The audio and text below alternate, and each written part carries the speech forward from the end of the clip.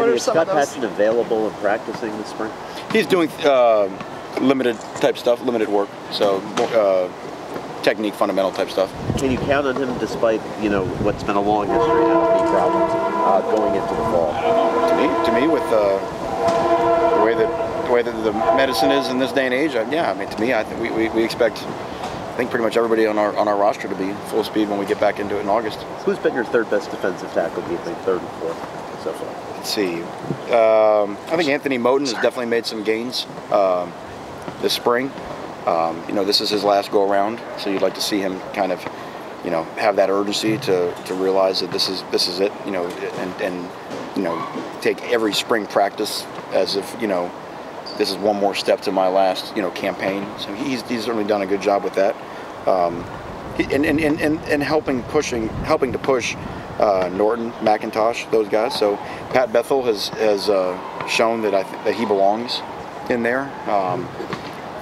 First play of the scrimmage, I think he might have sacked the quarterback on the first play. Second play, he split it, you know, double team came off of him, but he's getting double teamed and he stays in there and gets in on the tackle. So he's done some good things in there as well.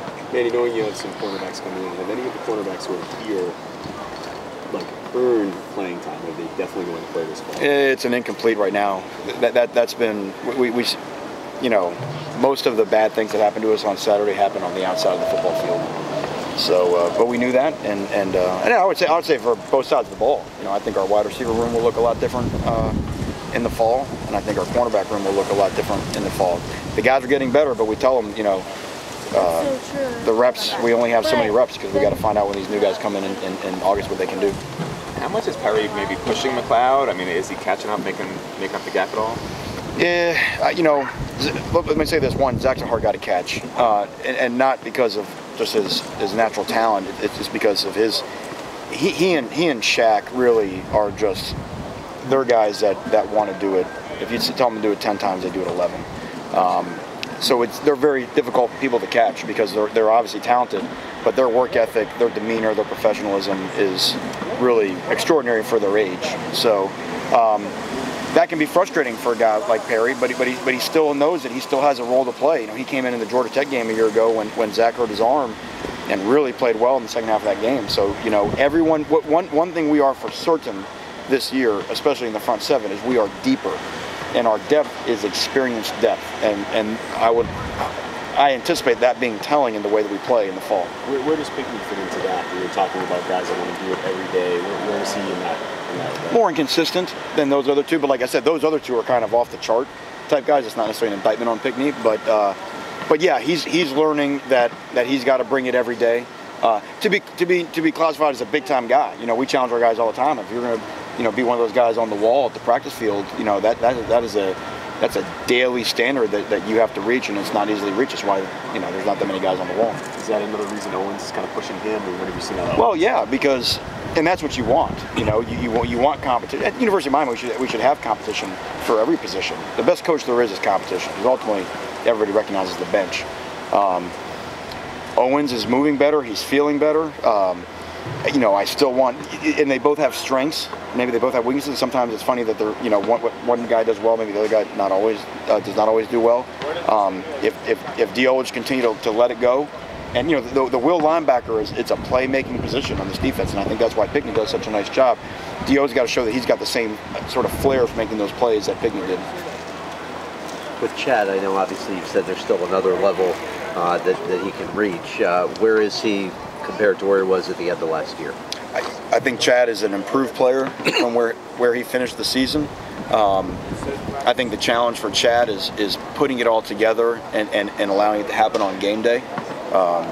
You know, and so for us, the game day was last Saturday in the scrimmage. There's still plays that I think that he's playing so much better. He can be so much better. You know, just in terms of being the force that makes the play. Doesn't almost make a play. You know what I mean? You know, sometimes there's still some almost that I think can be, you know, that he can finish on.